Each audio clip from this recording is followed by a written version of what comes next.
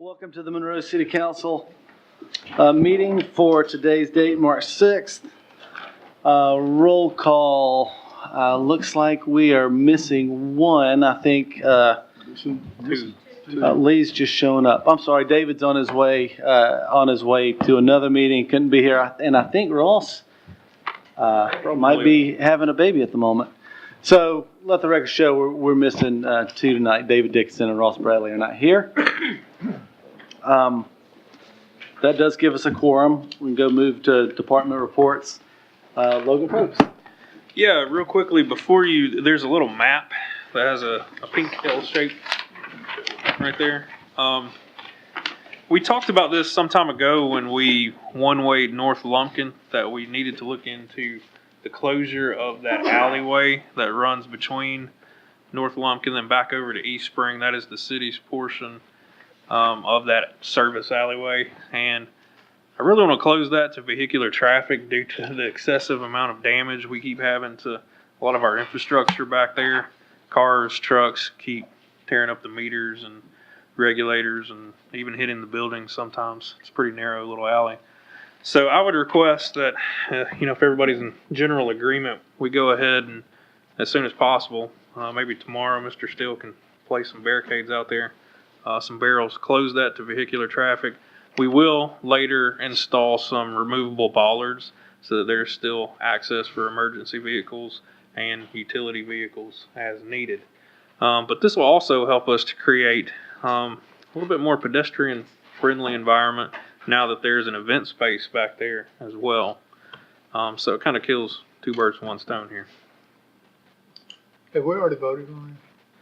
It doesn't really take a vote. This is just up for general agreement. It's just a public alleyway. Cars really shouldn't be back there anyway. Quite narrow. It's quite narrow, so it's really just for services. So I just wanted to make everybody aware of it tonight. I'm That's fully correct. in favor. I'm fully in favor All as right, well. thank you. Yep. That's all for me right now. Chris Bailey, Central Services, please. Good evening. Real quick, we'll kind of hit airport sales. We're down just a little bit in February. Weather was a little bit worse than it was in January. We only had 75 transactions. The fuel price actually went up too because we're paying more. So I was pretty much expecting that. If you look down P-card transactions, purchase orders were higher than they have been in the past, which is good. We're getting a lot of things bought, a lot of things done, and P-card usage is on the rise, so that's a good thing. Easier for accounting. Work order tickets for IT was up. We actually had a new hire that we added part-time to the staff, and he's helped knock out a lot of the simple things. So. And then if you'll jump to the projects and updates, you will see what the first kind of rendition of the homepage of our website will look like. It's McDaniel Tishner House. There should be 3 or 4 others that'll kind of float through each time you log in. And if you hadn't had a chance to visit the City of Naples website, the functionality of it will follow that, then tailored to our city, obviously. I think you'll find that that's a much cleaner look than what we currently have and should be far more user-friendly. Logan and I met with contractors on site at the fire department and then here at City Hall to take a look at the roof at the fire department to redo that. Y'all should see that maybe next month or maybe May. And then the drive-through should come after that. And we'll redo that so where lanes actually work, because I think right now we've got 4 and sometimes we're down to where 1 works, and it's not really efficient. You'll also notice, I think over the last couple of weeks, that you've gotten emails that are sent out Monroe Hall that concern kind of workplace habits through safety, germs, stuff like that. That's actually our module system that I had talked about through Bob Seville that I'm actually taking and sending out to everybody to pay attention to, and I think it'll help kind of help make you more aware of practices in the workplace. I'd mentioned our IT department hired the natural gas fixtures that I talked about last time. The Bavolo gas light diagram that's there, what the fixtures will look like at the onstage Walton building that we should have in about 3 weeks. And good news is everything came back cheaper than what I expected and what we had budgeted. So we might can do a few more facilities around town. So, So I would guess that the posts constitute a big portion of that, and if Yeah. you don't have to use the posts. then- correct, which is kind of what we come up with on a few facilities. We eliminated posts, so Yeah. that helps us to where we can directly mount them to the building. At the on stage, we purchased 2 with posts. That's got the full setup. And it was only about $1,500, so much less than what we were anticipating. So, and then one other thing I wanted to hit on. Logan and I had a conference call with Barge Wagner and DOT this morning. I discussed last month the apron rehabilitation and expansion project. After their core samples bored into the soil, the geotechs came back and showed that the mound of dirt that is actually sitting there, the top 6 feet are unusable. So we will have some excavation costs to get to the bottom 9 feet. It's roughly going to require us to move 9,000 cubic yards of dirt to get to that. The good news is we can store that in an adjacent area, and we can use that to come back, fill in ruts on the roads, sidewalks, level those out, and do things like that. And it can also, if per the DOT, we wait till TA letters come out, we can actually use that as our in-kind for that project. So in the end, it works out fairly well, but we just have to play the time game. Do we know why they said our first 6 feet are unusable? It's just not a good packed dirt, not good fill dirt. It's more if you ever actually walk out there, it's like the sandy clay. You know, you Okay. get in the cleats of your shoes and you can't get it off. That's pretty much what it is. So, but everything else checked out A-OK. Okay. So, We're just playing the Yeah. GDOT game, FAA game for those matching funds. mhm. So It if gets us more we can reimbursed. use that dirt in a few months to leverage as our match, then Helps us why get not? the money. Yeah, Exactly. it's not a cash outlay. We're just I using like dirt. spending their money and not ours. Right. So, Any comments? questions? Questions? I think we're good. Don't go very far. We're going to talk to you when the airport stuff gets here. Code Department, Patrick Kelly. Thank you, Mr. Mayor. This report covers the month of January. Just some of the highlights from the report. We had 32 code inspections. We wrote 31 permits in that month. Collected $4,626 in permit fees. We had 7 new businesses get business licenses. We had 3 businesses that were closed. Skipping down in the code department section, we collected 323 payments for business licenses in that month, and we were also working on creating the new applications and such that will line up with our new alcohol ordinance. And we were reviewing the alcohol ordinance for our new procedures in that time frame.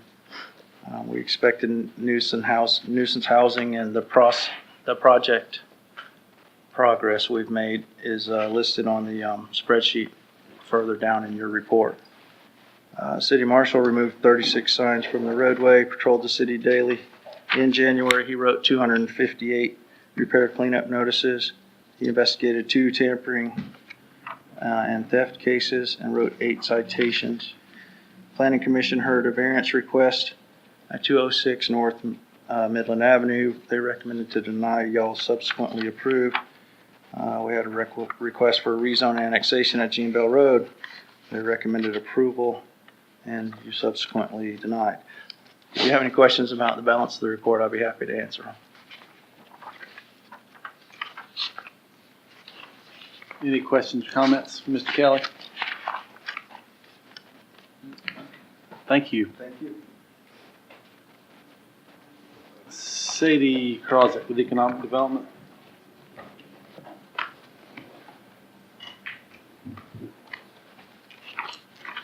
Good evening. Economic Development, we held the annual Downtown Awards Dinner on February 12th, and just listed on there the awards that were given out, just celebrating Exceptional Business of the Year, Renovations, and then Volunteer of the Year was Nan O'Kelly.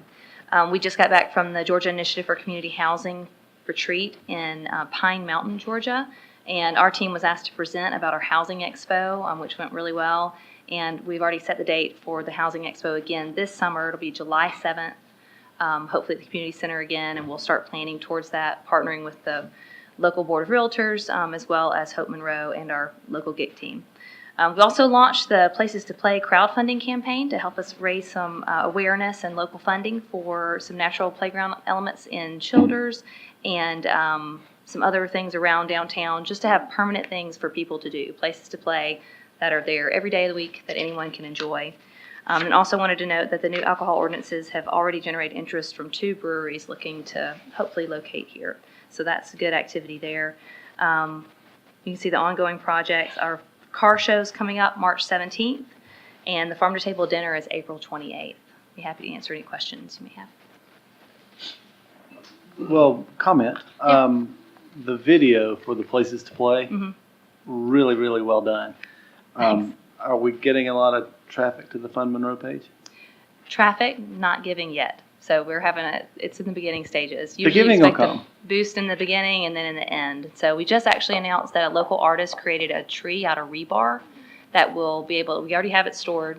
We have it here already, but she's from Monroe, created it while she was in a welding program at Gwinnett Tech, and they never could find a place on their campus, so she's donated it to us. And it's a pretty cool picture, but it's rebar, and then you plant vines in it. So it's a tree that it looks like a tree, but it's metal. Wasn't It's a cool that in the sculpture. Tribune a couple months ago? I don't think so. That we just announced it this week, but hopefully it will be eventually. Well, I just saw the announcement, but I swear I'd seen that tree before. That is really, really Maybe. cool. Yeah, it is pretty cool. And I love that it's a local Monroe artist that made it, and she's thrilled that it's going to end up in her hometown. So, but this campaign kind of generated that. So, Well, That's great. we really it's fun. appreciate her.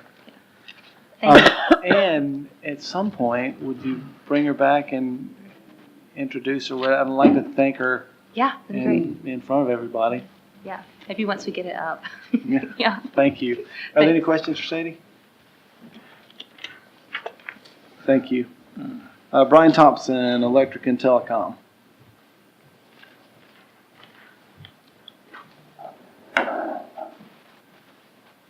Thank you. The Pollock subdivision project's about 50% done. The contractor's done a good job. I've had 0 complaints, which is great. I hope none of y'all have got any either. The East Spring Street lighting project, the lights are here. Poles are still a ways out. West Spring Street.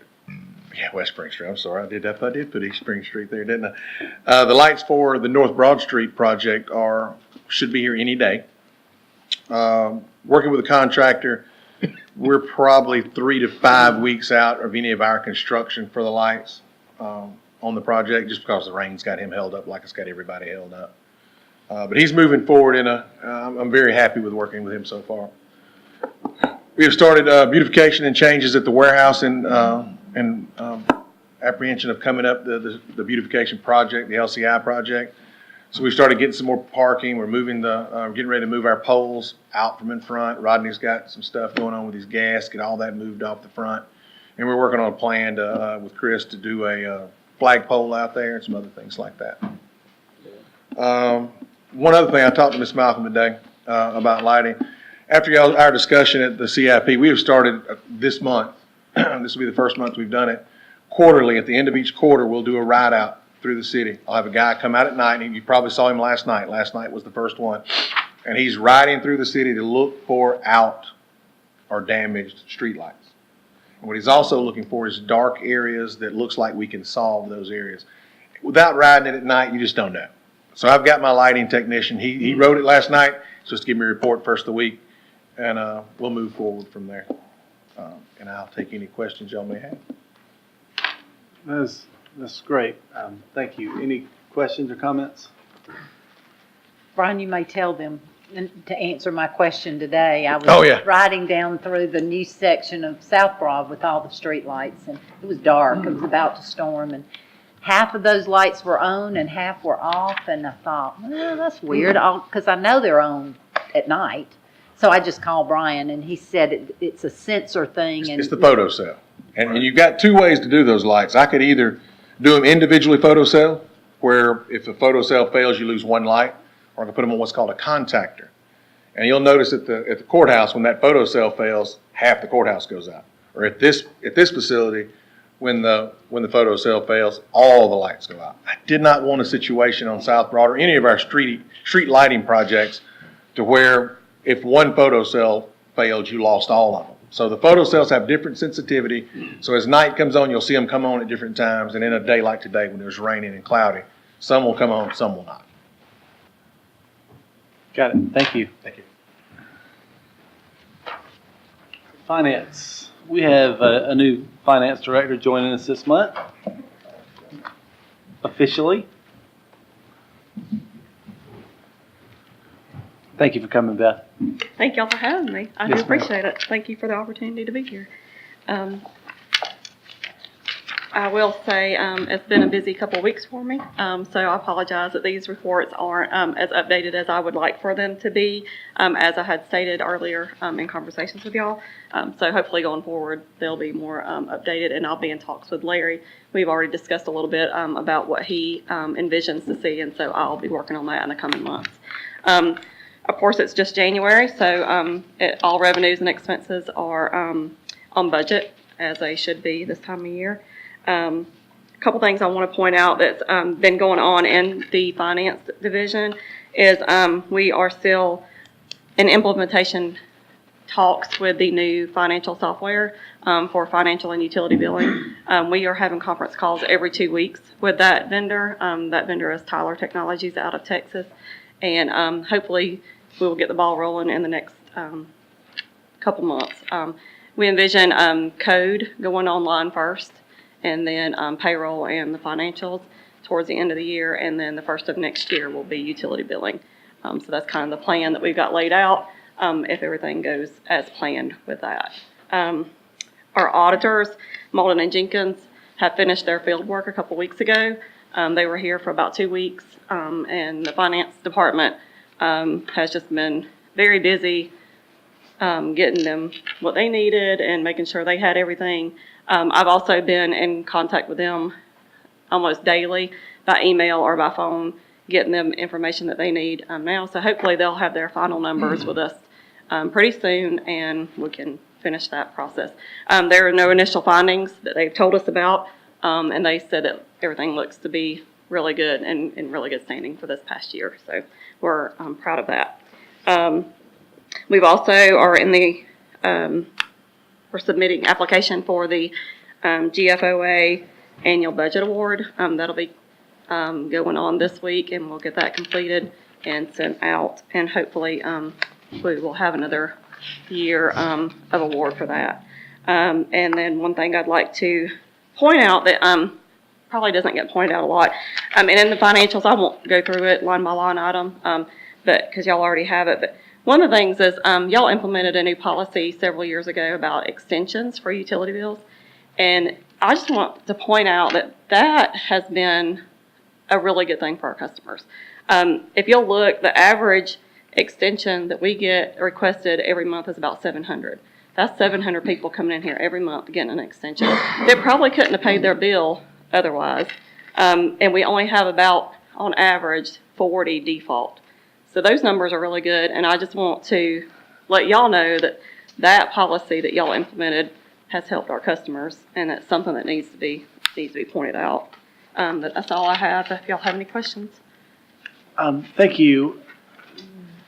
I believe we've all had requests for billing to be averaged over a 12-month period.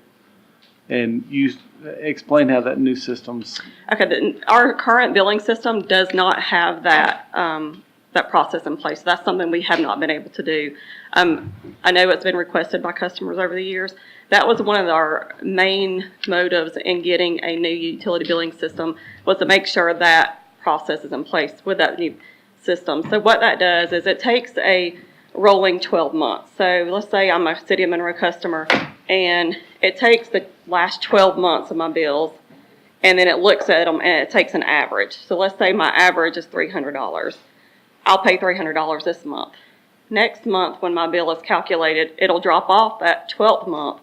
It'll take this next 12 months, and it'll take the average. That average might be $302, or it could be $298. It's whatever that average is. So it's a rolling average. And I'll say I live out in the county, and I have that with Walton EMC, and it does help a lot. I mean, in the summer and winter months, it gives you that average so you can kind of budget and you know what to expect to pay every month. So I think it is something that will help our customers when that time comes. It is something that we're going to have a policy in place, because if someone defaults or they don't pay as promised, we don't want to have a customer that keeps defaulting and keeps getting behind. So we're going to have some policies in place that we need to talk with as a staff to get those in place. But I think it will be it would be a good process to have in place for the customers. And it won't have what you call a true-up period. Some utility companies do have, like at the end of December or June or somewhere along the way, you have a true-up, and you may have to pay an extra $200, or you may get a refund of $200. We don't want to do that. This will be a rolling 12-month, and it'll keep rolling every 12 months, and it'll do that average. Well, the true-up period's kind of like my last month, because it was so cold. Yeah. I haven't seen a bill like that in a while. Now's the time when everybody asks about it. Yeah. But I think that's going to be a long-term benefit to Yes, it will. to the folks who live in Monroe. And I'm But glad, it's going to be an glad you selected education that. process It for will. some. Yeah. And how are you going to handle the tenants that are, if a new tenant moves in January? You have to be on a minimum of a certain number of months in order for it to be. So you Okay. can't initially do it when you first move in. Okay. Yeah. We're excited about that. Yeah, we are too. Thank you. Uh-huh. Any other questions? I think we're good. Thank you, Beth. Chief? Actually, either chief. We have public safety. We'll go with fire first. Bill Owens?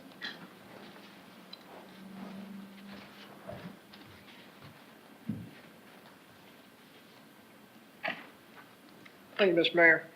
For the month of January, the fire department ran a total of 11 fire calls, 144 EMS calls, 7 hazardous condition calls, 14 service calls, and 61 good intent calls, and a total of 14 false alarm calls, totaling out the month for 251 calls, which is pretty heavy for a month.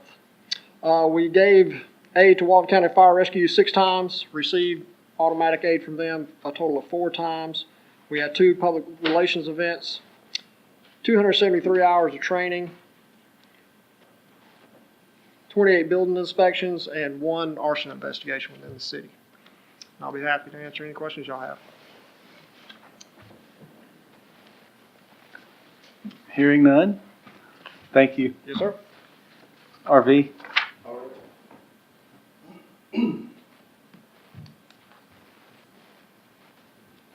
Thank you, Mayor.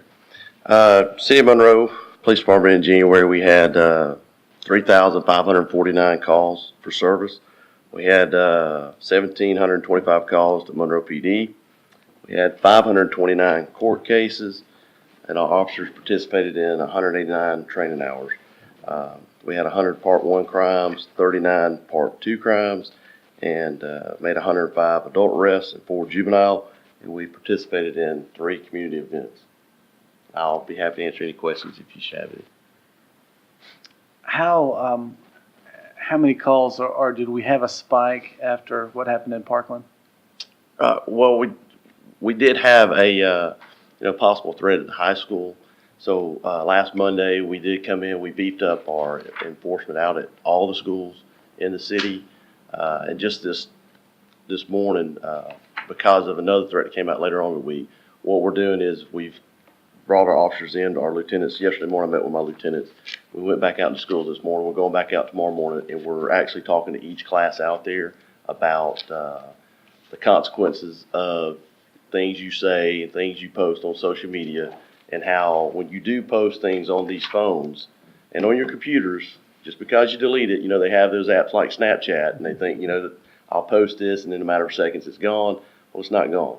We have the technology now that, if we get an accusation that's made and we bring them in and investigate them, then we'll obtain a warrant, and then we'll download the phones and we'll able to retrieve that information they think that they've deleted. So we're just out there trying to give them basically like a warning, because this day and age of the issues we got going on, we can't take any kind of threats lightly, even though, you know, kids let their emotions get the better of them. They say things they probably shouldn't say, and now they post them on their phones and stuff. So just trying to educate them better to keep them from making these kind of mistakes. Yeah, because a joke is not a joking matter anymore when it comes to stuff like it's, that. you know, it's a shame to say too, you know, and you want to be cautious with it, because you can have a good kid say something out of anger, and that can cause them problems. And like I told these kids today, I said, what you're going to see is we're giving you these warnings, but you watch and see a kid's going to make that mistake and say something, and that's going to be the one that's made the example of to set the standard across the board for the rest of them. Right. Look, I appreciate your handling that and getting with them, and thank you for coming tonight. Yes, sir. Thank you. Danny, solid waste?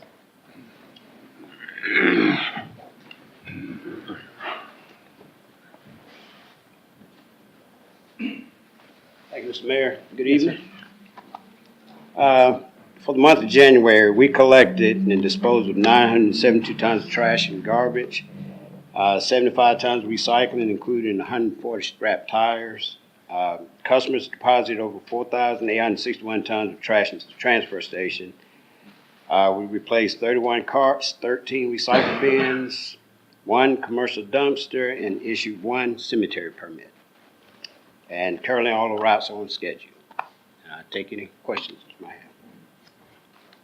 Danny, the mayor and I did a ride around this afternoon, and in a lot of our subdivisions, we've got homeowners that have vacant lots across the street from them. And instead of putting their debris at their curb for pickup, they're putting it across in front of a vacant lot. And it appears that maybe sometimes that's getting missed, as well as like down Alcovey, where those houses are on the left, the debris is being placed across the road on that vacant track on the corner of Breedlove and Alcovey, all the way down almost to Belmead. And is there protocol to pick that up in front of those areas where there's not a house? Well, by Or rule, how do we handle that? Yeah, by rule, you know, we try to make a contact. We'll set out a door hanger and give them at least 24 hours to make contact, and we try to find out who's the property owner. At that point, we do make effort to pick it up, but that's pretty much the way we handle it. You know, just try to find out who set it out. And once we find that out, then we make You ask them to arrangements put clean it up. at their, and of course, I know leaves, when we get backlogged, you know, that's a different story. Yeah, it does. It looks like they've either raked their yards or blown off their yards, and they just blow everything across the street. So it appears to be months of piling Collection. up the street opposite their houses. Yeah, that's usually, you know, we'll try to make contact with the property owner so we can clean it up and pass that cost along to keep from us having to pick up vacant properties. Right. That's part of the issue. Yeah. Okay. If there are any that you notice, just send them our way, and we'll I will. facilitate that on down the line. Okay. And if there's something that's really been out a little too long, please call the office and we'll take care of it. Okay. Thank you, Danny. Appreciate All right. it. Jeremiah, streets and transportation?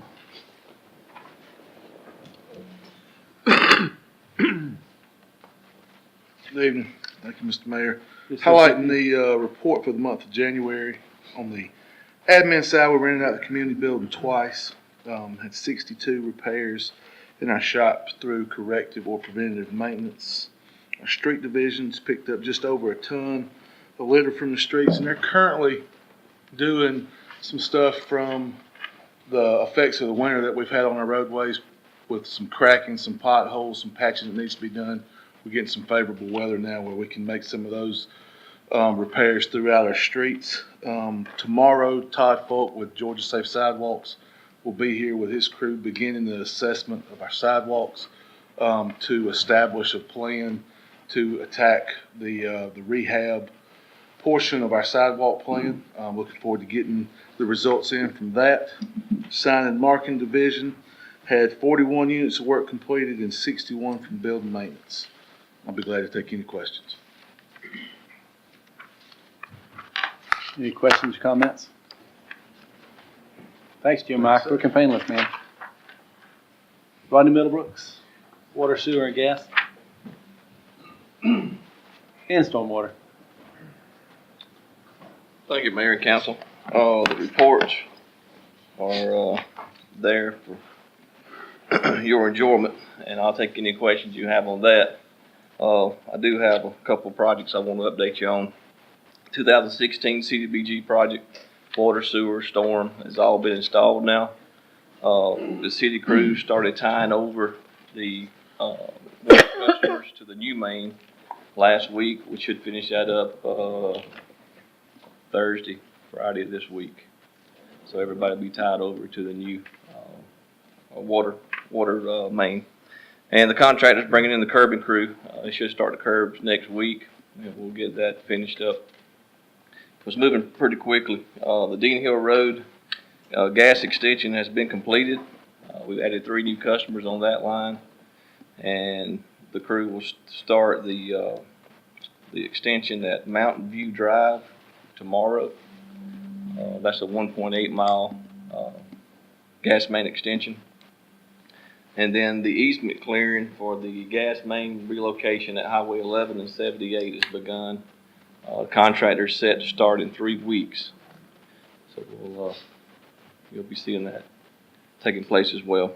If you got any questions, I'll be more than happy to answer them. We're running that gas line under the bridge? No, it'll actually go, it comes down towards the ramp, cuts down the side of the ramp, down 78 so far, and it crosses. If you could draw a straight line from Dean Street and Booth, across 78, that's where it'd be crossing. Okay. I remember that meeting. I think it was November, December. I couldn't remember the exact way y'all had it set up. Mm-hmm. Thank you. Are there any other questions or comments? Rodney, what is the yellow pipe or line coming out of the road right before Oak Ridge Drive on Alcovey? It's been there a while. Is that what you're waiting to tie into? That's another part of the, that's a pressure improvement and a rehab project that we started. And we had to jump off of that to grab Dean Hill and this one to get some services tied in. And we're coming back to it. Okay. Yeah. We'd like about 1,000 feet on that project. It'll be completely finished. Okay. Great. Thank you, Rodney. Thank you. Committee information, finance, Larry Bradley. Mr. Mayor, we don't have anything tonight for the agenda, but I will point out to the Finance Committee members that I've talked with Ms. Thompson, and beginning next month and each time we have a scheduled meeting, there will be a report on a certain element of finances to try to give a more in-depth understanding to committee members on certain aspects of finance. But we don't have anything for tonight. Thank you. And as you and I had discussed shortly after I was sworn in, at each council meeting, we'll try to have a various department go a little more in-depth with an explanation for all of us. So we'll expect Brian Thompson coming in next month. Airport Committee, Norman Garrett. We are missing a couple of members. Chris, do you? We were just going to push it down in the meeting and see if David can get here so we'd actually have a quorum to be able to vote. We can push that down at the end of this. Okay. That's fine. We'll come back to that. Public Works is David too. That's me. Wayne's going to handle that tonight. Thank you, Mayor. We have 2 items on the agenda this evening. The first one being the purchase of the new street sweeper. Danny?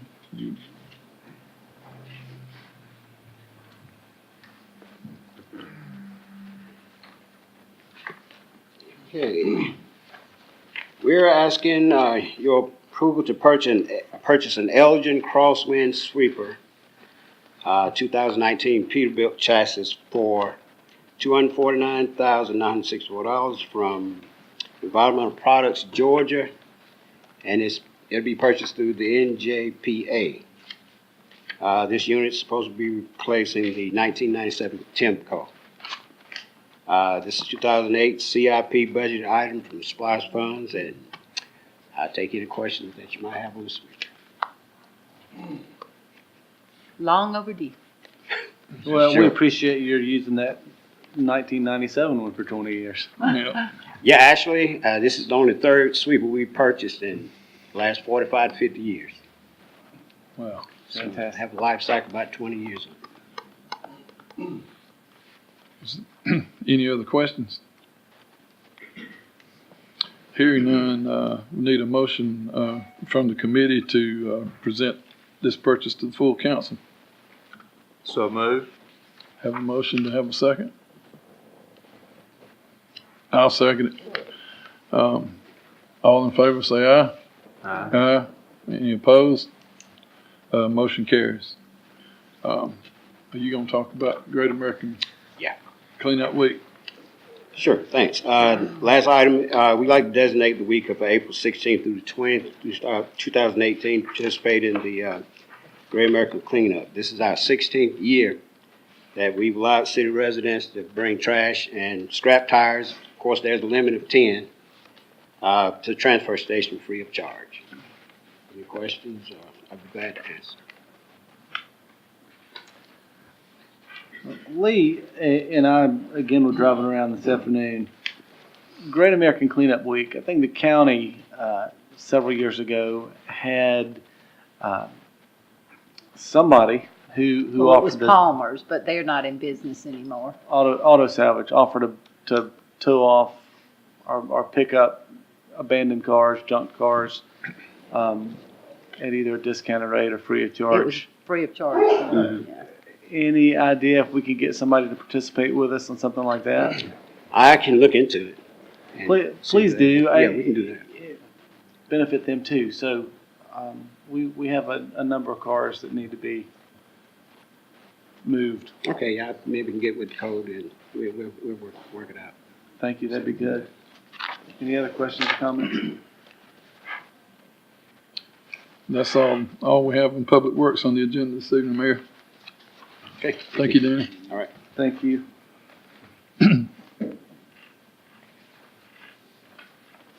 Utilities, Nathan Little? Thank you, Mayor. First item is the purchase of gas main extension materials for Mountain Creek Church Road project. Mr. Middlebrooks. Thank you, Mr. Little. Asking for your approval to purchase material to extend our natural gas main from its current location at Mountain Creek Church Road and Jim Dawes Road. Well, it'll go up along Old Athens Highway up to Mount Vernon, feed 4 chicken houses. For some of you that's newer, you may not be aware of this, but in the state of Georgia, Public Service Commission, it's a law they passed several years back. If you're not willing to serve the area, any other city gas system can come in and petition the Public Service Commission to give them this territory. Well, that's kind of what happened here. The owners hired an attorney, and first off, they started with us and asked would we be willing to serve it. If not, would we be willing to give the city of Winder the territory. So this is also a opportunity to extend our system, but also block the city of Winder from coming further into our territory. And for those of you who don't know, there's 7 gas providers in Walton County. Actually, I have to keep the list. It's Monroe, Winder, Madison, Social Circle, Lawrenceburg, Beaufort, and AGL. So we all have territories already set here in Walton County, but if one's not willing to serve, the others can petition to get that. So the low bid, they bid out and only one returned, and it was $16,676.60. Rodney, the explanation you just gave about territories, was this area already in our territory? Yes, sir. Okay. And I know we got 4 chicken houses there, but with this extension, can we expect to get any residences? The owners of the chicken house actually live right next door. They're gonna tie on. And there's also 2 new houses being built on Mountain Creek Church Road that are wanting to tie on. And there's several more there that we could possibly That's what tie I on. mean. There are other potential There is. customers there, right? There is. Well, it seems that it does protect the territory for future development, as well as, just serving this limited number can be a good business decision long run. It'll pay for itself in Yeah, the gas authority ran the payback on this 3 to 4 years, just on the chicken houses alone. So you add, and the 2 of the houses are built on Mountain Creek are rather large, so be some good gas usage. Mr. Any Chair, other I recommend that I make a motion that we recommend to the full council the expense of this of $16,676.60, with the contract being awarded to Consolidated Pipe and Supply for these materials. Motion by Mr. Bradley, is there a second? Second. All those in favor say aye. Aye. Opposed? Motion passes. Thank you, Rodney. Approval of out-of-state travel for telecom department. Mr. Thompson?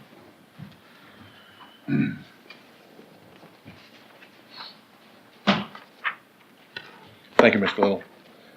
I've been asked to attend and participate in the Mid-South Communities Fiber Forum in Huntsville, Alabama. It is an opportunity to, in my opinion, meet with, the biggest thing is to meet with the city of Huntsville. Huntsville has put a fiber to the premise project in throughout most of the city, and I've talked to some of their people and I've looked at their operation, but I want to go over and see how they've implemented the process. But we'll also be able to interact with some EMCs, some other small cities, and some local telephone companies that have developed and deployed fiber to the home projects. I will be speaking on a panel with North Alabama Electric Cooperatives from Alabama, the Jonathan West with Gainesboro, Tennessee, and a telecom TEC from Jackson, Mississippi. I'll take any questions you may have. Sounds like a good thing for us. And the big thing of this is they're paying for For you. everything. So it costs the city nothing but the gas over there and the gas back. Well, all right. Is there any other questions for Mr. Thompson? Is there a motion? I'll make that motion, Mr. Chairman, that we approve out-of-state travels for Mr. Thompson to attend this conference. I'll second it.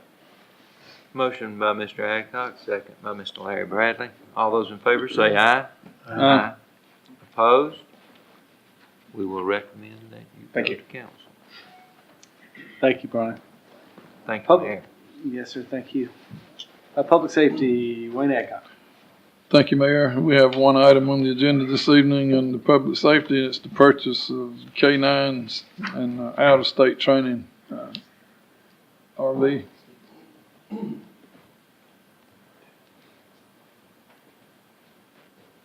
Thank you, Mr. Adcock. We're coming to you tonight asking for, or recommending for approval of the purchase of two dual-purpose canines from Alabama Canine Law Enforcement Officers Training Center. What this will include is not only the purchase of the dog, but equipment that comes with the dog, and it also will provide the housing for the officers as they attend a 10-week course at the training center. We're also asking for the out-of-state training, approval of the out-of-state training for these two officers as well. We're currently rebuilding our canine program. We see a great need for us to have the canines here in the city. We currently don't have canines, and if we have a situation where we do need one, we're at the discretion of another agency's disposal. And it actually came up today as I was at the Monroe Area High School asking to do a canine search of the school. And that's something that we'd have to plan together with another agency to be able to do that. And by us having these two dogs, we'll always have access to them. the dual purpose is, patrol, tracking, and narcotics. And multiple uses for them. If the officer makes a traffic stop, suspects that the driver may have narcotics in the vehicle, they can run a free air scan of the vehicle. Supreme Court was told that the dog alerts on the vehicle, we're able to search the vehicle, even though the occupants of the vehicle may say they don't want the vehicle to be searched. We also can use the dog if we have a fleeing suspect that runs from the officers, or if we have missing personnel, like which we have from time to time when we have elderly people that may wander off, or you have a lost child. We can use the dog to track down on that. They can be used for if you have an armed subject inside a building that's barricaded themselves, for officer safety purposes. If we want to implement the dog, that's just another tool at our disposal. We can send them in and diffuse the situation without having to put our officers at greater risk.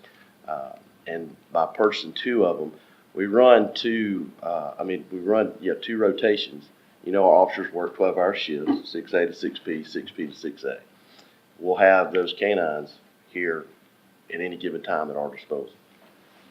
And I think it's a great thing. I come from a canine background. I can sit here and talk all day about the benefits of having one and how it benefits not only the agency but the community as well.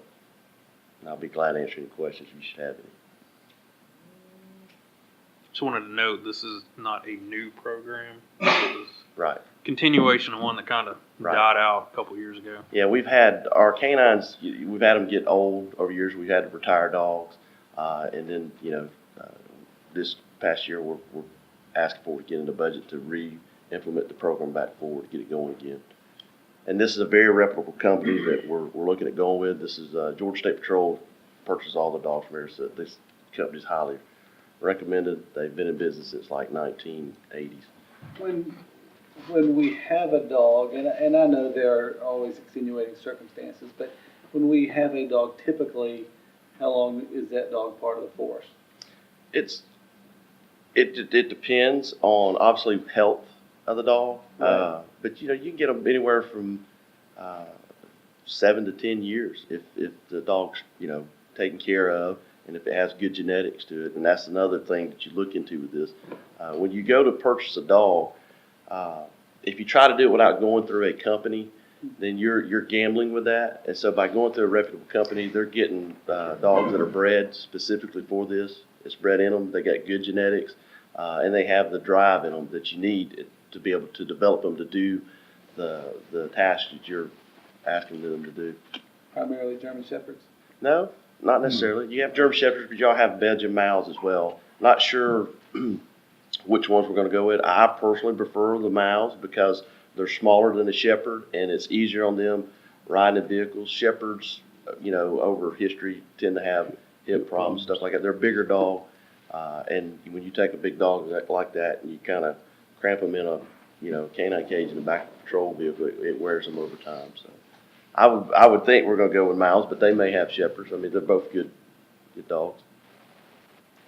Any other questions? What will be the 10-week training? Yes, sir. We have an officer there with the dog for the 10 weeks? A whole Is that 10 weeks. 10 weeks straight? Yes, sir. 10 weeks straight. They're going to go from sun up to sundown. And that's important that they do that because what they're going to be doing is building that bond between the officer and the dog. And believe me, that needs to happen because these are not there's not going to be your average pet. The first thing that needs to happen is these officers need to establish dominance over the dog because the dog are alpha males. I mean, they're going to try these handlers. They're going to get bit. The handlers are going to get bit. But they need to establish the dominance of the dog, and then they're going to learn how to work the dog and train the dog and take care of the dog and then build that bond with them as well. But yeah, in order for them to cover the areas that we're talking about with the tracking, with the patrol work, with the narcotics, that's extensive training that needs to go into that. Do these officers come back on weekends or anything, or? They can. Or They'll they, be able to. is it a 5-day a week? They would be able to, yes, sir. Okay. That's just a long time to be gone. It is, but you get what you pay for. I'm not That's what you negative want. on Right. it, Right. You want them to Well, go and the through that main training. thing is that officers that are assigned are gonna be with us. That's I right. mean, Yes, ma'am. they're loyal, they're not gonna, Absolutely. Well, before we even picked the officers, what we did was we did a selection process. We opened it up to all the officers in the police department. we had them submit their letter or resume or, an essay as to why they want to be the next county handler. These two guys that we picked, one had a significant background already in canine handling, and the other one that we picked, just with his drive that he had, he'd already, before he came to Monroe PD, you've seen him putting himself through schools that were really, one was a DRE school, which is a really hard school for you to go through. And he put himself through that, and, that just showed drive from us on his, on his end, the initiative on his end. So I think these two officers are going to do very well with this. I'm really excited about it. I think it's going to make a huge impact for the city and in the community. Any other questions? Thank you. Thank you, everyone. Thank you. Hearing no other questions, I need a motion to recommend this purchase and out-of-state training to the full council. I'll be glad to offer that motion, Mr. Adcock. Motion by Ms. Malcolm. Do I have a second? I'll second. All in favor, say aye. Aye. Any opposed? Motion carries. We'll recommend this to full council next week. Thank you, Mayor. That's all the public safety items on the agenda. Thank you, Mr. Adcock. Planning and Code, Ms. Malcolm. We met on Thursday of last week. We have set our meetings to fall hopefully the last Thursday of the month at 5:30, and they will be held here in the council chambers. We had a productive meeting. All members, with the exception of Ms. Crawford, were here, and I had printed off the minutes. Did you receive the minutes by email from that meeting? Yeah. You did? Okay, good. I had printed those off and then walked out and left them. But we are going to do a campaign and hopefully begin to educate our public on hopefully taking ownership of litter and have an initiative toward cleaning up our city, not just with the Great American Cleanup, but on a day-to-day basis in our neighborhoods. And you saw several other things on there. And that's it. We don't have anything to bring before you tonight. Well, other than I think, there is an ordinance that will come up next. A rewrite of the Okay. On items for code text items for amendment, discussion. yes. Okay. Economic Development, Mr. Ross Bradley's not here. Sadie Croswick, did you have anything? Okay. I don't think we have anything else. Should we, I'd prefer we move these items to next month's meeting. For the airport? For the airport. Everything is deferrable at the moment. Okay. So I think it'd be better if we had all members or at least a quorum present from that committee. Okay. Items of discussion, upcoming public hearings. Mr. Kelly?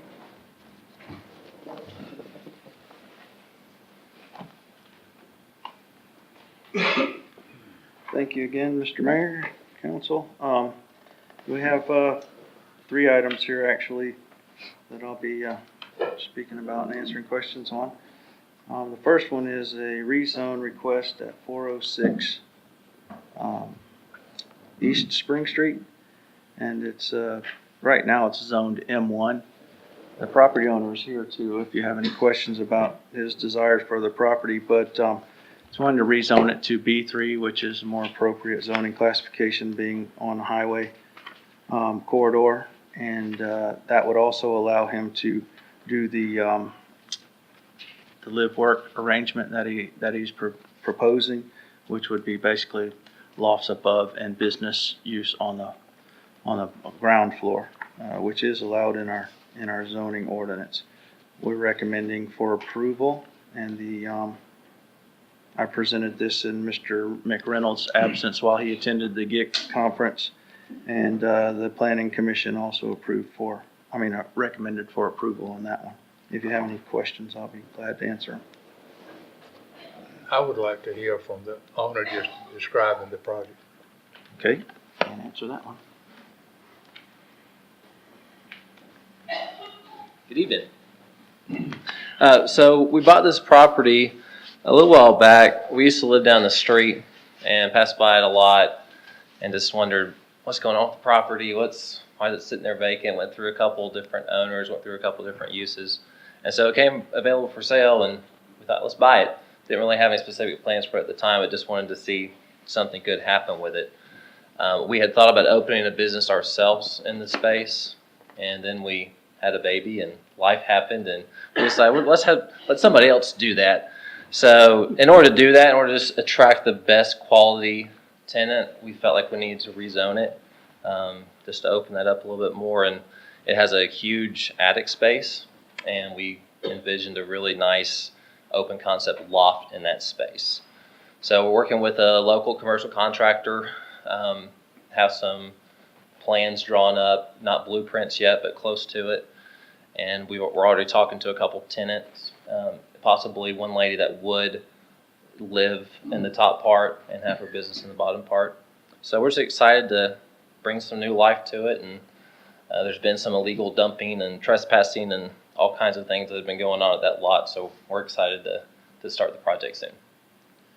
I think it sounds good. Thank you, Pete. Sounds good. Any other questions? It sounds great, Pete. Thank you. Thanks.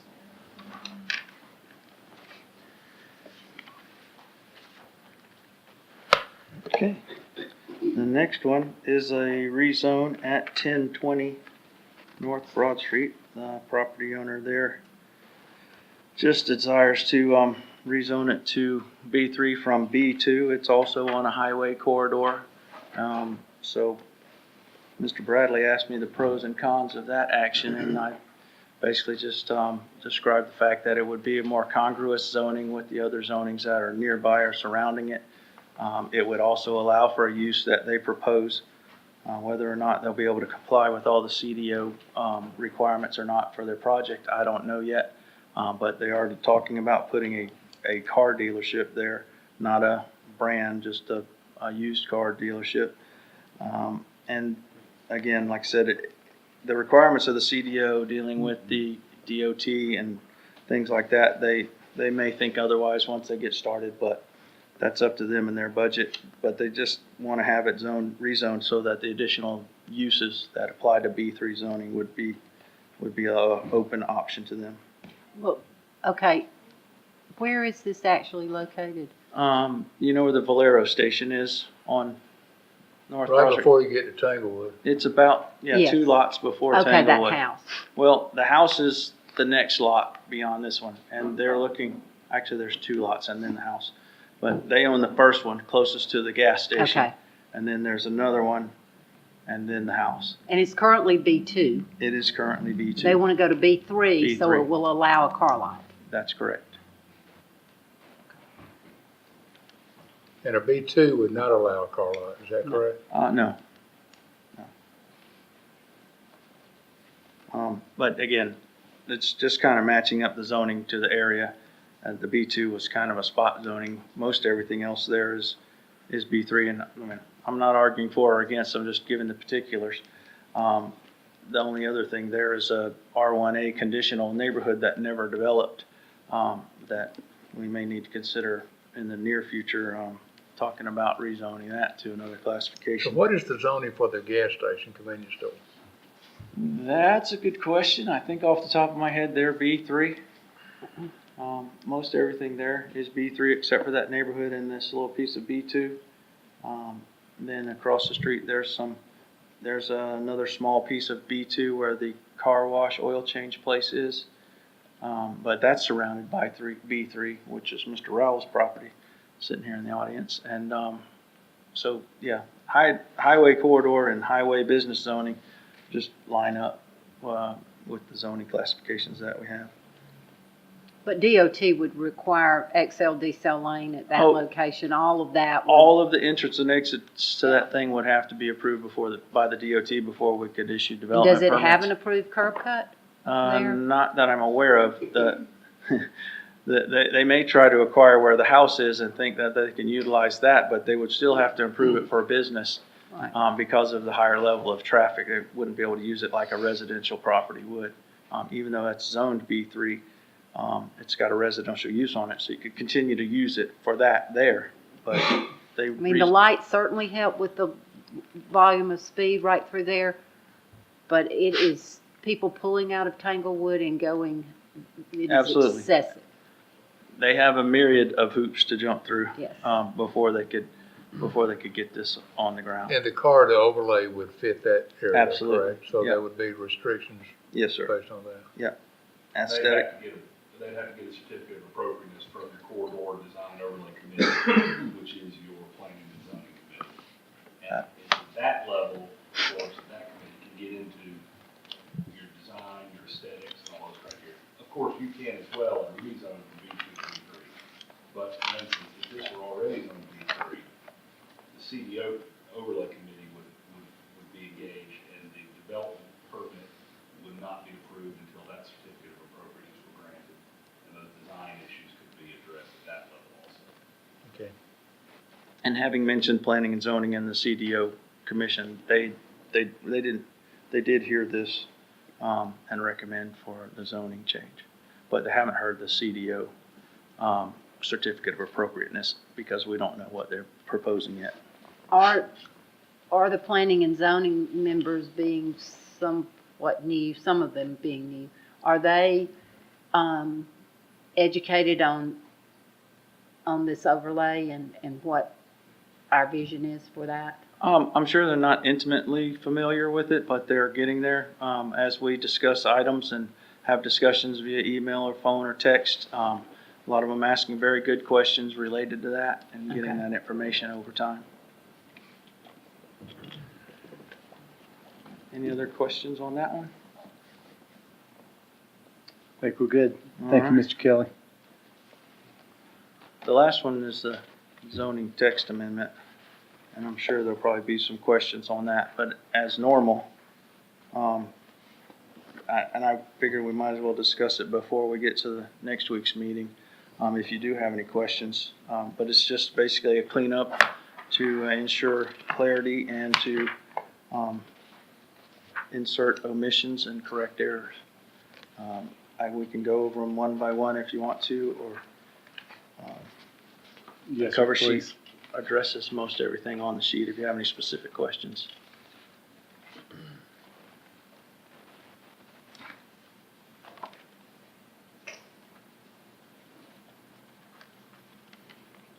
And if you want, I'll go over them in general. Yeah, if you don't mind, go over them in general. Yeah, because the cover sheet, it just says, the text amendment addresses sign setbacks. We want to go back to the zero sign setback on the lot lines. The 10-foot one really doesn't seem to serve any purpose and allows, the zero setback would allow people to utilize all their property to get as much visibility, since our sign ordinance requires low signs and limited size signs. That will give out more opportunity to more people to get their business recognized on the roadway. The residential floor area one, it addresses the fact that it said that the ground floor area would be the total of our minimum square footage requirement in a couple of zoning classifications, which is not the case. We have a minimum total square footage, not a minimum ground floor square footage. So that's to correct that one. We're correcting some inconsistencies in the sign ordinance where we allowed a certain amount of square footage, but then we limited it later in the text. So those were in conflict, so we wanted to eliminate those conflicts. Also, it already stated there was one sign allowed per wall, so it was restated in another section, so we're going to delete that. We had no, moving on to the next one, we had no real limits or specifications on domesticated animals, especially cats and dogs, in homes based on size or acreage. So we're inserting that. It was in our old ordinance when we realigned to line up with the county. That was accidental removal of those regulations. The county didn't have any regulations like that in their part, so we're putting this as a footnote in the zoning ordinance. On one So of it's 3 dogs if I'm sitting on a R1A lot of 8,500 square feet. or I can have 7,500. $3. I believe it's 1 acre or less, that's correct. And is that something that we have an option to change? Oh, you could absolutely say, go jump in the lake and take that off of this text amendment. We're trying to get some sort of regulations in there, the same that we had before, that we had in our animal control ordinance, which basically we did away with and replaced with the county's regulations to line up. And this was in there in our version and it got deleted, at Well, I that just point. want everybody to really think about that before next week. And again, it's not set in stone. This was just what we had previously. So this is what we wanted to put back because it had been approved before. And we thought, it's Well, good. we've just, approved, how many, 400 homes? Mhm. And I can tell you, I have calls from people that are living on a third of an acre with one dog in the backyard that is barking, and our ordinance says it has to bark 30 minutes continuously. Well, that's a long time, and it's hard for that to happen. But you put 3 dogs on a third of an acre in a backyard with your setbacks of, what's the setback on a third of an acre? 100 feet, 200 side setbacks? The side setback's 10 feet, 25 Yeah. feet off the back. So And then you go to an R1A lot that's 8,500 square feet, and you put 3 dogs in a backyard. I mean, to me, it's something to think Well, about. I look at the other Currently, it's not limited at all. Well, I know, and I don't have a problem with Yeah, limiting but it. we can But change it. I just think we need to think about, should it be 3 or less, depending on the size of the lot? But if they have 3 miniature poodles that live inside, that's tough that's a tough one to Yeah. address either way. I mean, your dog probably doesn't bother anybody. It's like that big. Actually, it's about. Yeah, 4 times as I don't You wanna put bend over 3 that little far. dogs like that together in a backyard, and Yeah. they do. They can yip. And, Oh. but anyhow, that's why it's under items of discussion, and I wanted to go ahead and in general go over it so that we could, we could even remove that part and go on with the rest and consider that later once everybody's had time to digest it and have Mr. input. Kelly, I'm sorry to interrupt. Are there any other animals other than cats or dogs that? On this, there's cats and dogs. We already, for some reason or another, in our zoning ordinance, we were brilliant enough to address livestock type animals, so that's already in our zoning ordinance. But the cats and dogs kind of got tossed out baby with the bathwater when we changed the ordinance. But if I read this correctly, that same one that can have 3, if one of those has a litter of puppies, and you got 6 puppies in the litter, 6 those 6 months. can stay for another 6 months, correct? Until they're weaned, yes. Okay. I noticed in the wording on this cats, the limit's 6 for 1 acre or less. It's also 6 for more than 1 acre and less than 2. I can double check that. That may be a Scrivener's error, Cats anyway. but the I mean, only thing we it's were the same. careful to It's avoid the was same the for term two. crazy cat lady. Other than that, we were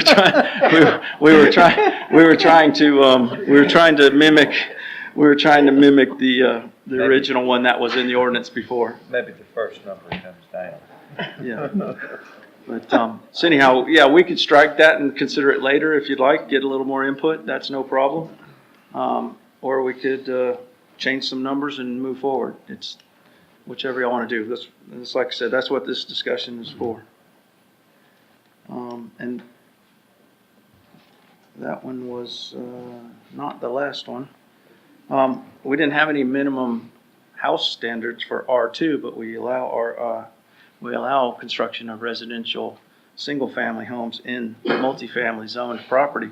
So I thought it best to at least require the R1A zoning requirements for that, and that was just something to put in to regulate the house size in that In particular zoning. multifamily. In multifamily. But, Right. So if somebody chooses to take a multifamily parcel and build single-family residential, should at least be a minimum of the minimum house standard that we have in the zoning ordinance, just like business zoning can build houses at that same level. But we're on hold for R1A for 6 months, correct? So would that, That wouldn't Apply. necessarily limit the ability to build a single-family residential in R2 because it's already allowed to be built. We just Okay. need a standard to go by. okay. All right, the next one is in M1 zoning classification. We have a conditional use that allows emergency management services in that zoning. Historically, we have, they are located there already.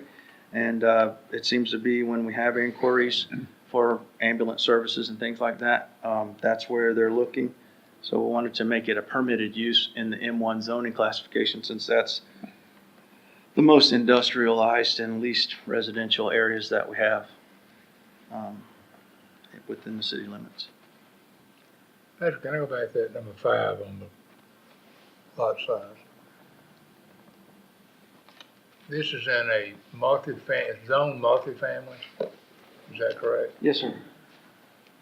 And what's the minimum lot size for a multifamily dwelling?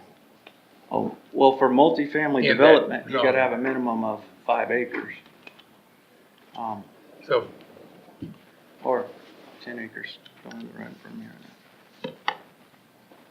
something I guess I'm not really understanding this one.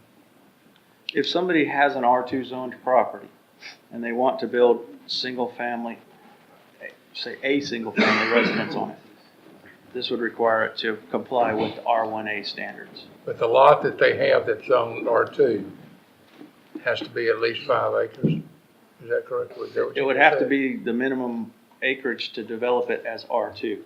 If they were to cut out a parcel large enough to comply with the R1A requirements, then they could use that portion to build a single-family residence on. And that would be a minimum of 1,300, That's right. unless we do this. Well, that's what that's the minimum that I'm looking for because we have nothing right now as far as requirements for house size in R2. We can also continue to do our due diligence with the work we're doing on the whole R1A rezone rewrite and kind of address item number 5 with this as well. Sure. We could pull that off and the animal thing for further consideration and just go with the other ones. Like I said, we're just trying to get something on the books I so just that. don't want it to get missed. Yeah, that's the point why Right. we're bringing it up now. So it's just like, oh, let's We take pull it care of off and then does it get covered up and Right. forgotten and then, Before we skip over anything, Mr. Rosenthal, about the animals. I think I heard some conversation. Well, all right, let me go back to the animals and I'll try and comment on this R2, R1A thing. Just a little bit of history. We have an intergovernmental agreement with Walton County to provide our animal control services. And the reason why we recently, and I believe it would have been October of 2016, not last year, but the year before, is when we finally got our full update. Essentially, Walton County Animal Control worked with all municipalities that use their services and say, look, if we're gonna be your folks, you have to adopt our ordinances verbatim. Because we're getting into, it was creating problems at the enforcement levels, creating problems writing citations and those sort of things. And it was creating administration problems at their level. And so all of the cities, which would be Social Circle, Monroe, and I believe Loganville, I'm not certain, but I know Social Circle, Monroe did, we adopted the county's animal control ordinance verbatim. And then if there were additional enforcement mechanisms that the cities wanted to put above and beyond what the sort of make the baseline minimum standard county ordinances were, we could add those on if we wanted. At the time that we passed, we did not add any on. There was discussions about tethering and 1 or 2 other ordinances that were different from ours. And so what happened is our old ordinance, our animal control ordinance, which is chapter 10 of our code of ordinances, had this dog cat limitation in it. When we threw the baby out with the bathwater, the dog this is Mr. Kelly getting it back in our zoning ordinance, because then he's going to be, that's the problem I have is this enforcement issue, the Walton County Animal Control will not do for us. Just so that we're clear on that. Their agreement with the city is they will enforce Chapter 10 as passed, as long as it matches the county's code. And the agreement that we have with them is anytime they make an ordinance change to their Chapter 10, the county attorneys will shoot us a copy of it and say, we've got an ordinance change, please update yours too, because they want them to match. So anything above and beyond, animal control will not enforce. So Mr. Kelly's putting this back into our zoning ordinance. That puts the enforcement really under code enforcement at that point, and get some kind of metrics and measurements, whatever y'all choose, as to what limits we have on these domesticated animals. And there is some livestock metrics and containments, if you will, within our zoning ordinance already. And this too is more related to health and sanitation than nuisance. The nuisance stuff's already on the books. A lot of times we get requests to do something about an unsafe or unsanitary property due to the amount of animals that are there. This will allow us to do that as well. But all that, what he said was But I hope applies that answers completely. your question, Mayor. It did, it was perfect. That's So how- whether we do 3 animals or 1, it's gonna be on us That's to correct. police it. That's correct. Unless and until Walton County puts some metric and limitation in their animal control ordinance, Chapter 10, of their unified code of ordinances, similar to our unified code of ordinances. Any of these other limitations relating to animal quantity count, the enforcement will fall to us, not to animal control.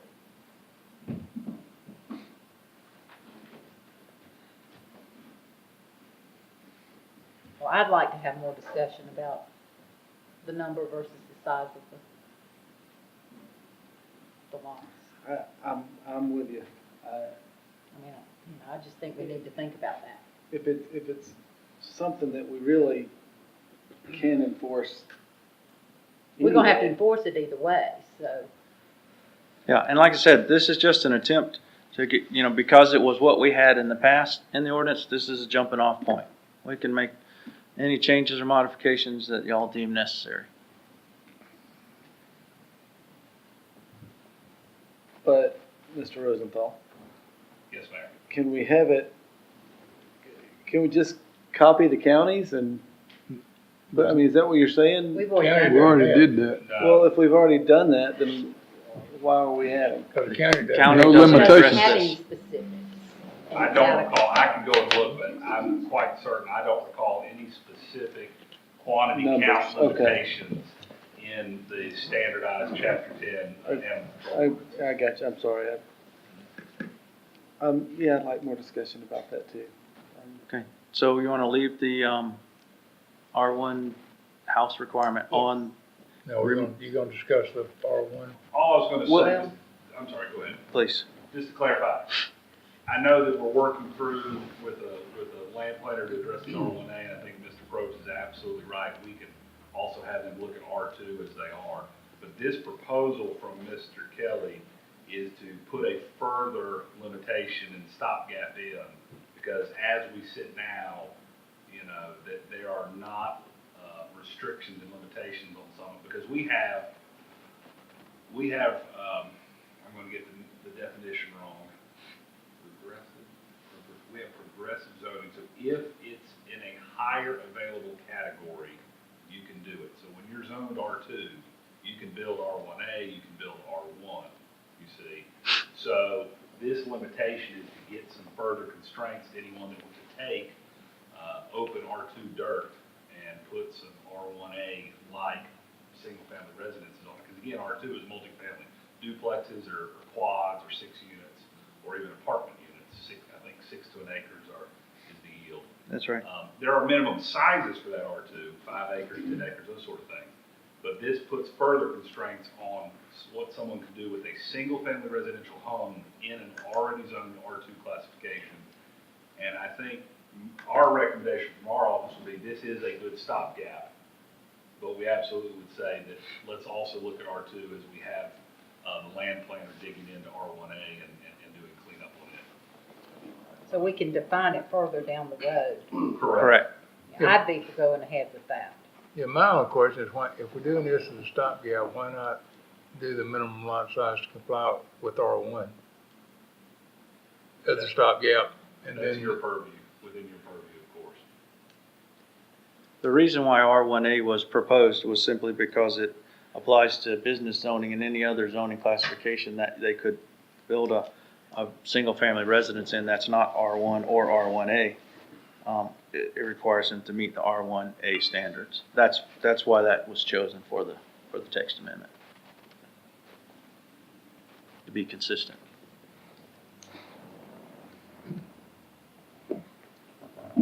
But if they're gonna carve out a piece of property in R2 zone property, shouldn't the lot size also comply It would have for to. that R1A house, It would single have to. family?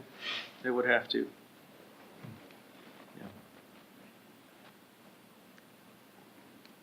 Any other comments or questions? We want to leave that for next week. Is there anything we want to add to it? Well, just to be clear, we're talking about leaving the R1A as proposed for now and furthering it with our discussion and changes to the zoning map and all the other things we're working on. And then we're going to remove the animal part and consider that further. Is that correct? But I'd like for us to bring it back at the April meeting for a definitive decision on the animals. I Sure. don't want to let it just slide. Sure. You know, I think we need a timeline there. I'll just make it a text amendment for the April agenda. And we'll massage it before we put it out there for public consumption. Okay.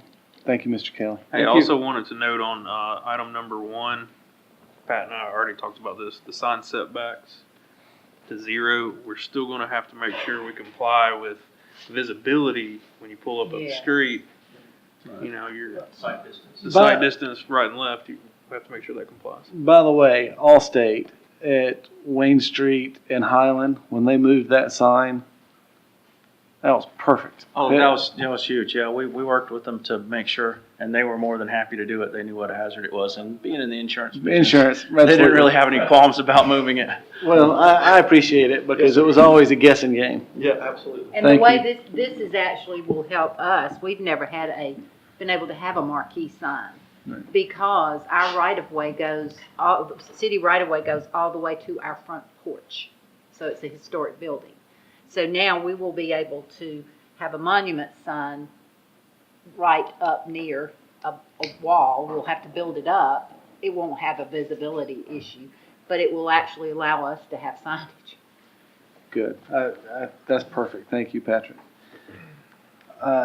Jeremiah, we have our first reading of the speed zone ordinance. You'll walk us through that, please? This is basically the latest update to our speed zone ordinance, and what it requires from the city is to make sure that we take care of the signage on our off-system roads, speed limit signs, radar and use signs. You have the list in front of you, basically.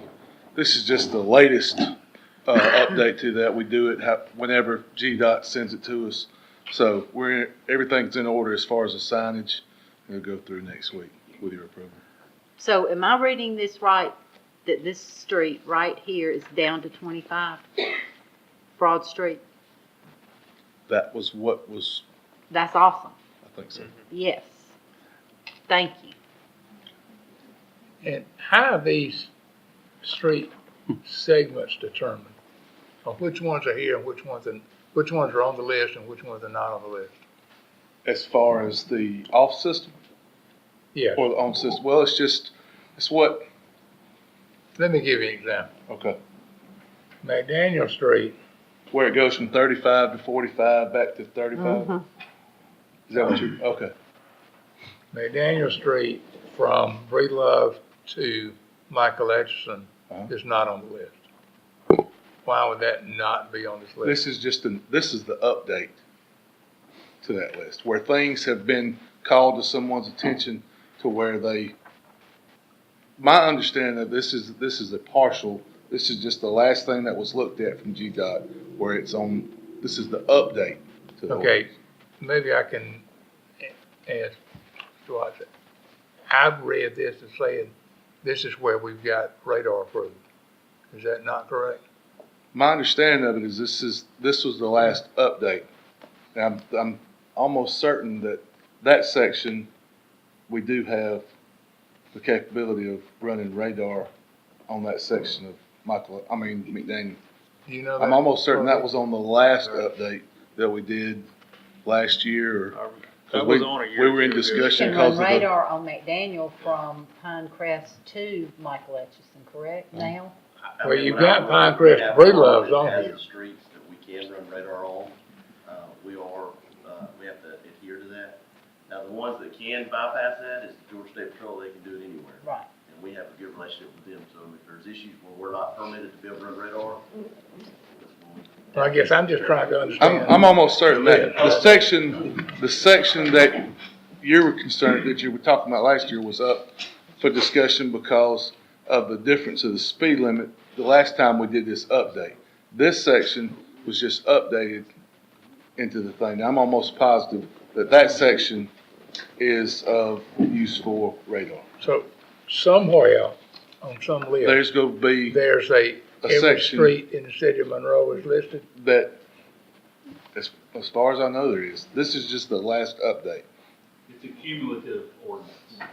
It's an updated ordinance. Okay, I'm gonna ask the question one more time. Somewhere inside the city, there's a list of every street in Monroe with a speed limit that's approved by GDOT. whoever's GDOT. Yes, that's approved by GDOT for running the radar. There will be a list of roads and sections of roads that are approved by GDOT for running the radar. And it's a cumulative ordinance in that prior passing to the ordinance by GDOT, by the city of Monroe with GDOT's approval, approves that street for use. And that would Require include, annual re-up. and that would include every street within the city. Not necessarily. That will include all streets that have been approved for the use of radar within the city. And I But this guess that's the update reason I'm just goes asking show. is, Go ahead. if you look at McDaniel here, you've got from Broad Street to Pinecrest, you got Pinecrest to Breedlove. But we don't know, maybe, but we don't know from looking at this that Breedlove to Etchison is included. Breedlove to Etchison was included in the last update. What they do is target certain areas that have been under question either from a municipality or from an individual. They look at those and then update from that point. That section that you're in question with now was on the last update. Okay, and that's all right. I was really just using that as an example because there are lots of other streets or sections of streets that's not on this list. And I want to be sure that our police department knows all the streets that are covered here. And hopefully there's another list that they go by. Mr. Bradley, we'll be happy to compile a complete list to make sure the PD. Yeah, I don't has need to has see up it. to I date. just want to be Well, sure that but they it'll do. be available for all the council Okay.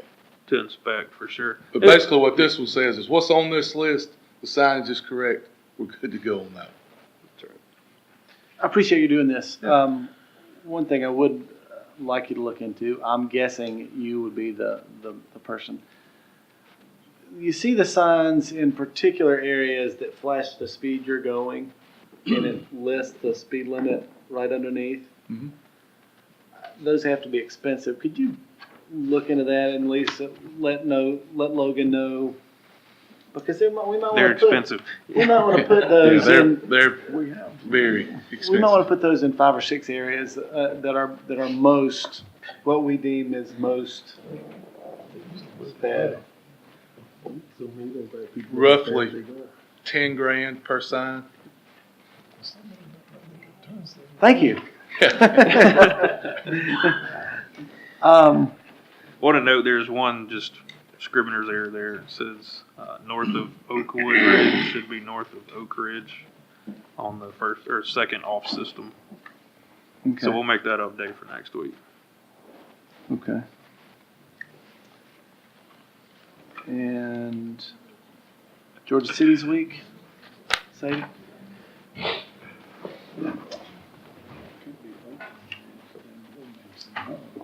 This is the resolution to participate in Georgia Cities Week. We do it every year, and we'll coordinate activities to kind of educate the public of what local government does. There's usually a theme and some branding materials that comes out with it. Patrice Broughton in the past has coordinated all of our efforts with that, but that's this resolution. I do want to note the dates, though, because the week before is the Great American Cleanup, and that Saturday, which would be the 21st, that is the tentative date for the spring neighborhood cleanup that the housing team will coordinate. And I know it was mentioned with planning and code, that would be a great time to do a concentrated effort of cleanup. And our team is wanting to focus more on encouraging residents to put stuff out, and we'll be the pickup crew on that Saturday. And Danny's amazing with Public Works. They always open up the transfer station just for our volunteers that day to bring whatever we can find around town. But we'll get tons of tires, and hopefully we can get more people to participate by putting stuff out, and then we'll go just drive the neighborhoods and pick up everything we can. So that 21st is right before Cities Week, and it's right after the Great American Cleanup. Great. Thank you. Were there any other questions?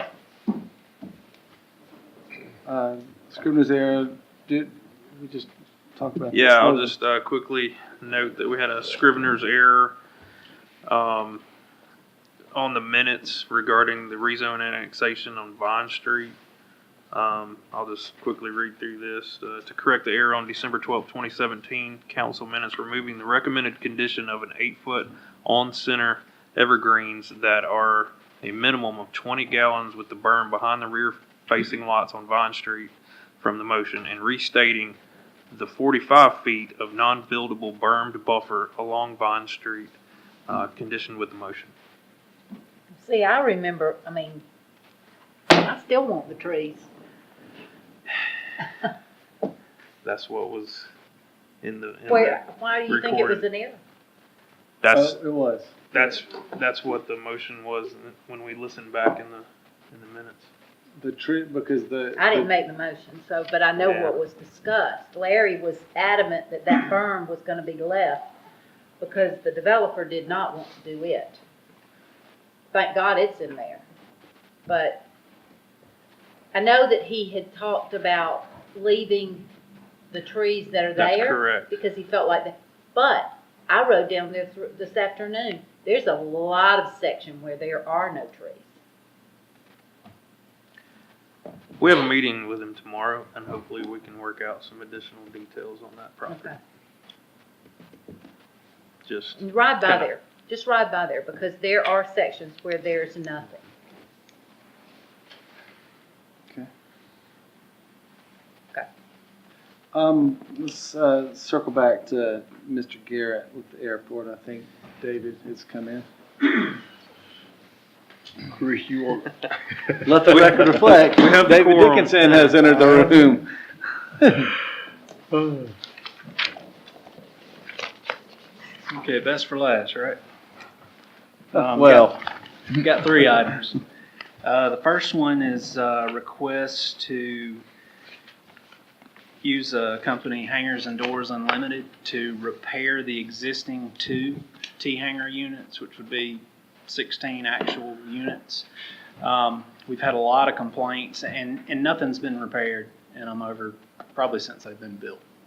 To put in essentially brushes and rubber bumpers to stop dust, birds, other animals, debris from entering the hangar units. It was a budgeted item for $28,500. Low bid came in at $25,775, and those were the 2 companies in this area that we wouldn't have to pay crazy travel costs for them to get here and actually repair them. So, asking for approval to have those repaired. Do I have a motion for the airport committee to request? I'll make that motion. Second.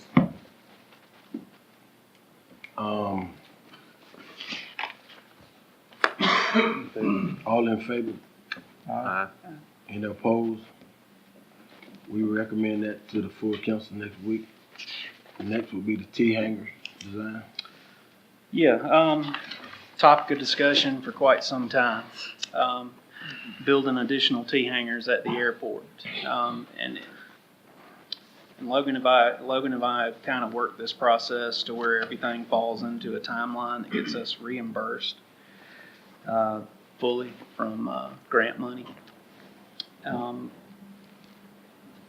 We are looking to enter in a contract with Barge Design, formerly Barge Wagner Sumner Cannon, for them to go through the entire process of the development, the design, every requirement that the state requires for us to then file for reimbursement at a future date, all the way to the bidding of it and then the final general contractor work on site, just because it would strain city staff extremely.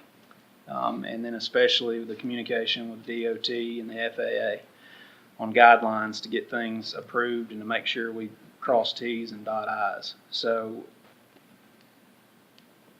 the idea is to go in and allow Barge to handle this matter as we proceed with the build of T-hangers. And at some point, I would look to come back to you in probably August or September with the actual bid approval to approve the then build of those hangars after final bid and everything.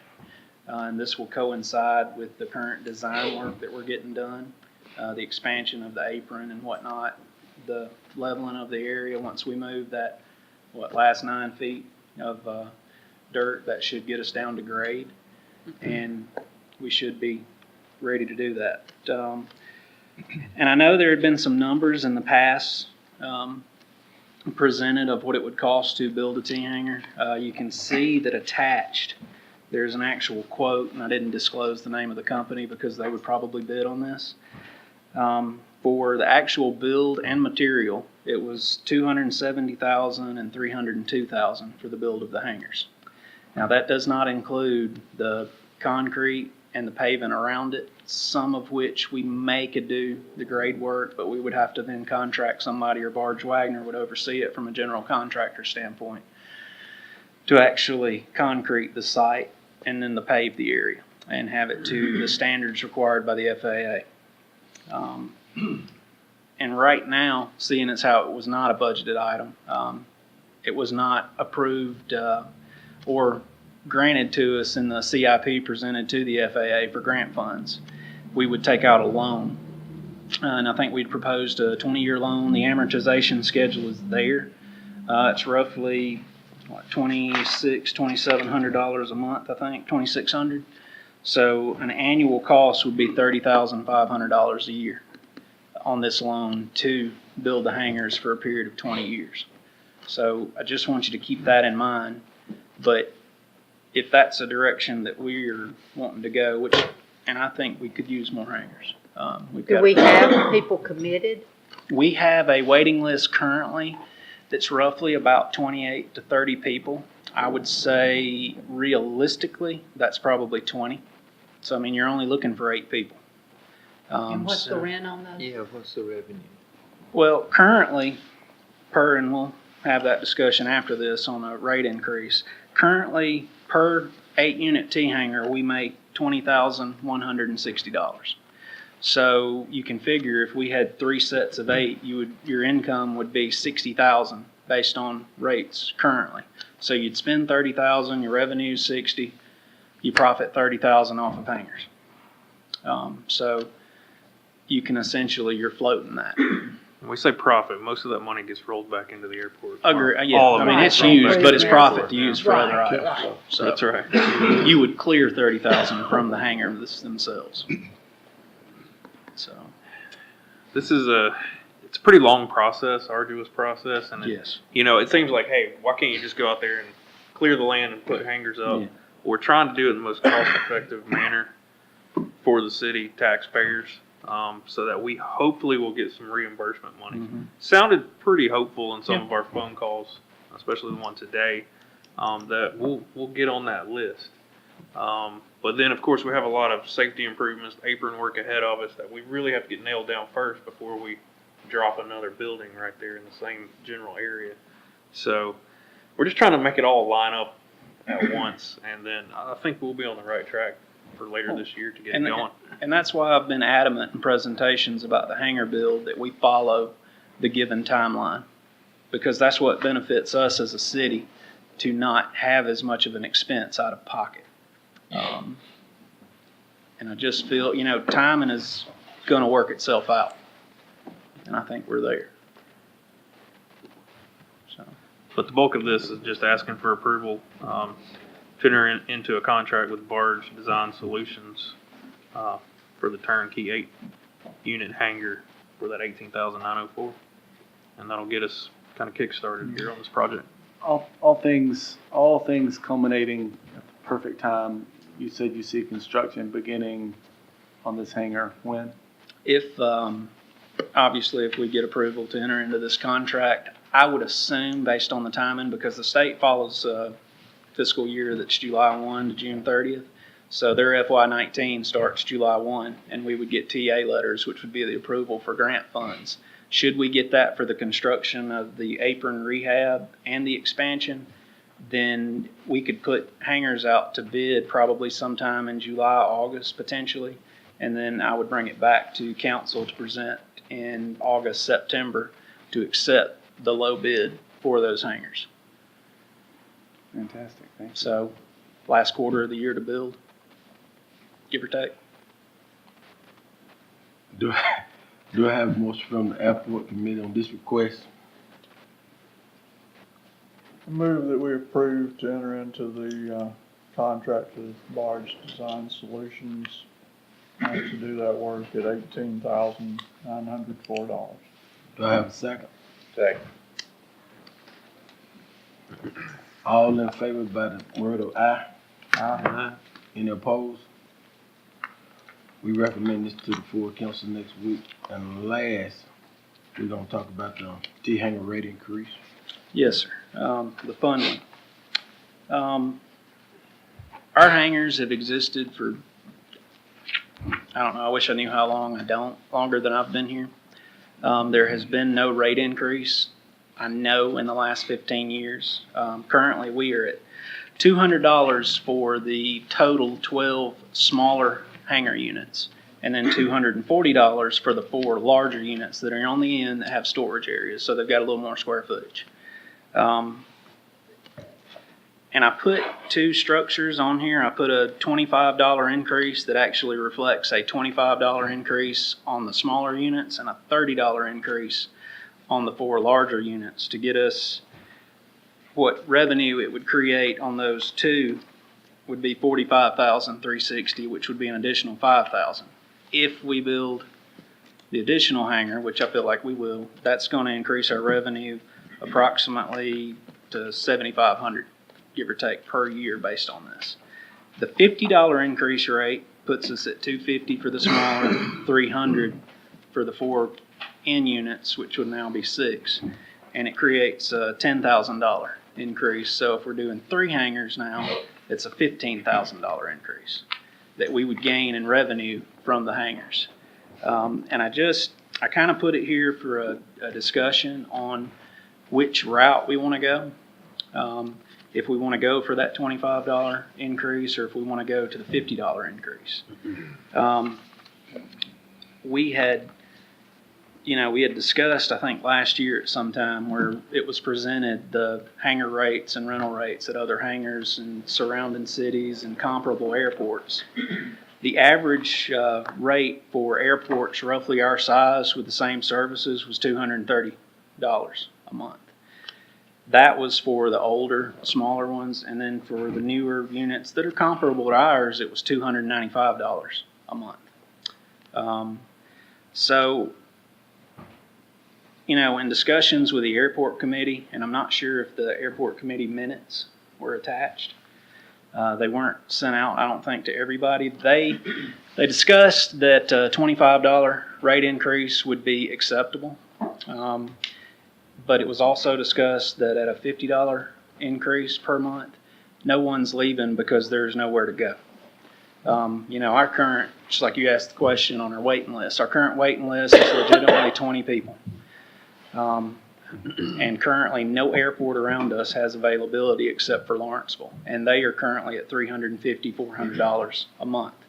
So you could then make the case, if you go to $250 and $300, nobody's going anywhere, which was stated by two of the individuals. So, questions and comments of where I we think we had a should go. chance to talk to Logan and Chris over the last couple of days, and I think the recommendation need to be made that we increase it by $50, just to offset some of the T-hanger and give them enough time to realize when they actually start. July 1. July So 1. that was why I wanted to bring it a little bit ahead of time, was to then send out a letter so it would cushion the blow and, you're not getting a bill all of a sudden that just went up $50 or 25%. It's once again, we're catching up with where we should have been years ago. But I think Chairman, I'm prepared to make that motion. That's a no-brainer. We need to go to the 250 and 300, so I'll make that motion. Can I get a second? I'll second. All in favor by aye? Aye. We'll recommend this to the next council meeting. Awesome. Thank y'all. Thank you, Mr. Bailey. Thank you, Mr. Garrett. I think we've spent a nice hour and 46 minutes of your time. Can I have a motion to adjourn, please? So moved. Ms. Malcolm, second. Second. Mr. Garrett, all in favor, signify by saying aye. Aye. All opposed? Motion carries. Meeting adjourned. Thank you, folks.